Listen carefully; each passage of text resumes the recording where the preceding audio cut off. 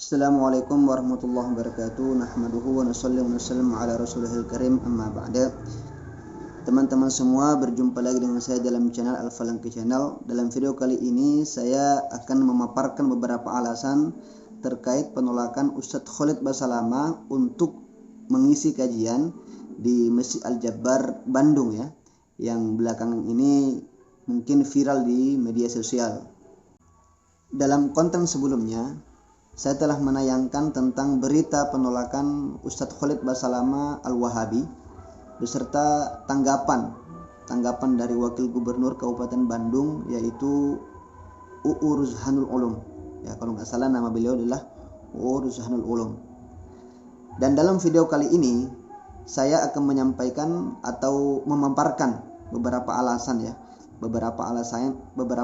terkait penolakan Ustadz Khalid Basalamah untuk mengisi kajian di Masjid Al-Jabbar Bandung. Menurut pandangan saya sendiri, lewat beberapa jejak digital Ustadz Khalid Basalamah yang saya dapatkan dari berbagai sumber di media sosial, dalam penelitian yang saya lakukan dalam mencari-cari alasan tentang kenapa kok Ustadz Khalid Basalamah itu di beberapa tempat itu ditolak untuk mengisi kajian, dan ternyata saya menemukan beberapa video atau pernyataan Ustadz Khalid Basalamah yang saya rasa memang bertentangan dengan pendapatnya mayoritas ulama Ahlus Sunnah wal Jamaah yang termaktub dalam kitab-kitabnya para ulama yang mu'tabarah. Di sini saya akan menyebutkan tentang beberapa kesalahan atau bisa dikatakan kekeliruan yang telah disampaikan oleh Ustadz Khalid Basalamah dalam beberapa videonya ketika mengisi beberapa kajian di beberapa tempat di Indonesia ini.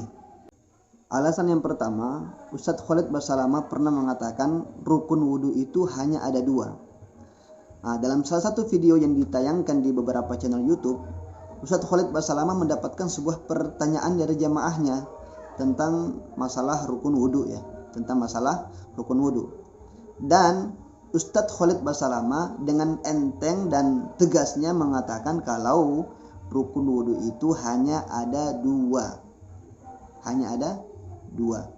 Jelas pendapat ini tidak pernah didapatkan dan sangat bertentangan dengan pendapatnya ulama-ulama ahli fikih, terutama dari kalangan ulama fikih ashabus syafi'i atau dari kalangan mazhab syafi'i.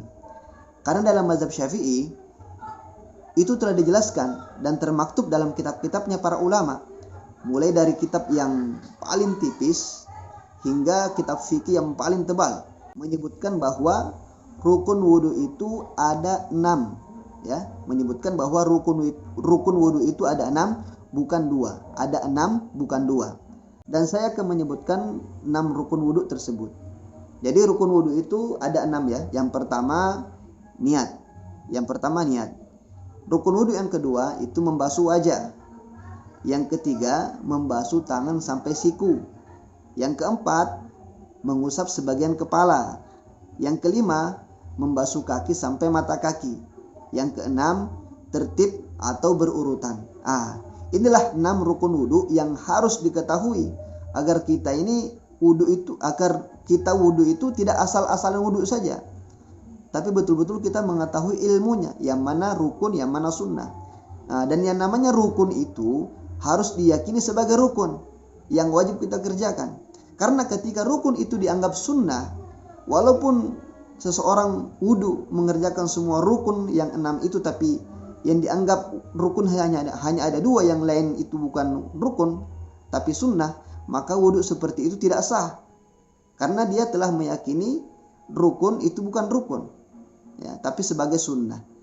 Maka jelas di sini Ustadz Khalid Basalamah itu keliru dan harus diluruskan. Yang kedua, kesalahan Ustadz Khalid Basalamah yang kedua, dalam salah satu kajiannya Ustadz Khalid Basalamah itu mendapatkan pertanyaan dari jamaahnya yang kurang lebihnya seperti ini. Ustadz, kalau kita berjalan ke masjid dalam keadaan sudah berwudu atau dalam keadaan kita sudah suci, kemudian kita menginjak kotoran anjing, apakah wudhu kita batal? Jelas pertanyaannya ya. kalau kita menginjak kotoran anjing, apakah wudhu kita batal? Nah, maka di sini Ustadz Khalid Basalamah itu spontan langsung menjawab batal, ya, langsung menjawab batal dengan alasan anjing adalah hewan yang najis dan tidak bisa dimakan dagingnya. Jadi Ustadz Khalid Basalamah itu mengatakan kalau hewan itu tidak dimakan dagingnya atau haram dimakan dagingnya, maka kotorannya bisa membatalkan wudhu.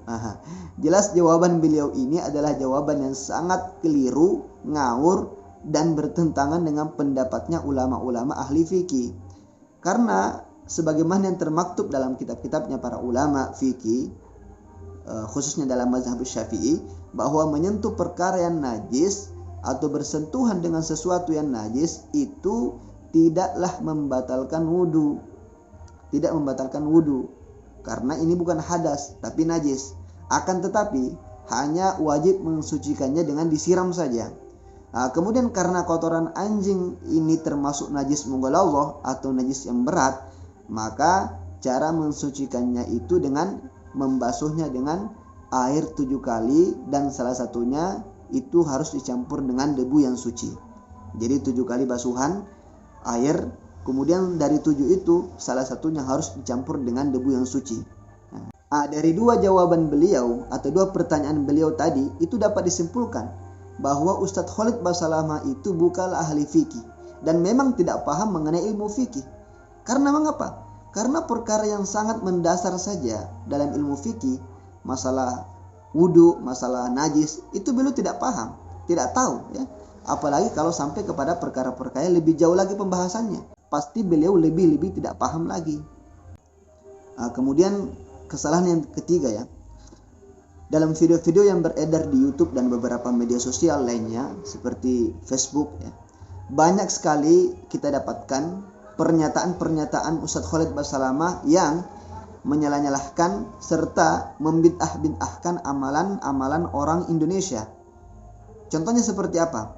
Seperti maulidan, tahlilan, zikir jahar setelah sholat, dan masih banyak lagi amalan-amalan yang lainnya yang dianggap bid'ah atau salah menurut dia. Dan amalan-amalan yang tadi ini, yang maulid, tahlilan, itu sudah seperti mendarah daging lah di dalam kehidupannya mayoritas orang Islam di NKRI kita ini. Bahkan tidak hanya itu, amalan yang dibid'ahkan oleh Ustadz Khalid Basalamah itu dikerjakan pula oleh mayoritas ulama-ulama kita dari kalangan Ahlus Sunnah wal Jamaah, khususnya yang ada di Indonesia ini. Maka sangat wajar kalau Ustadz Khalid Basalamah itu dianggap oleh beberapa ulama-ulama sebagai pemecah belah umat, ya, sebagai pemecah belah umat. Inilah atau itulah beberapa alasan mengapa Ustadz Khalid Basalamah ditolak untuk mengisi kajian di beberapa tempat, ya, di beberapa tempat di Indonesia ini, khususnya yang lagi viral kemarin, yaitu ditolak untuk mengisi kajian di Masjid Al-Jabbar Bandung. Karena alasan-alasan inilah sehingga beberapa pihak, termasuk salah satu diantaranya adalah anggota GP Ansor, yaitu Afif Fuad Saidi, ya, menolak kedatangan Ustadz Khalid Basalamah untuk mengisi kajian di Masjid Al-Jabbar Bandung. Dan kalau menurut pribadi saya sendiri, itu sangat bagus, ya. Saya sangat mendukung, ya. Saya sangat mendukung. Jangan sampai kekeliruan Ustadz Khalid Basalamah ini disampaikan ke umum, ya, sehingga kekeliruan itu semakin menyebar sehingga banyak yang keliru jadinya. Jadi semoga saja tidak terjadi, yaitu Ustadz Khalid Basalamah mengisi kajian di Masjid Al-Jabbar Bandung. Kita bukan takut, kita nggak takut. Kita ini hanya ingin menolak daripada kemudorotan, menolak daripada bahaya. Karena dalam kaidah fikih dikatakan darul mafasid muqaddamun ala jalbil masalih. Jadi menolak daripada bahaya atau mafsadah itu lebih didahulukan daripada menarik kemanfaatan. Mudah-mudahan video ini bisa bermanfaat bagi teman-teman semua. Assalamualaikum warahmatullahi wabarakatuh.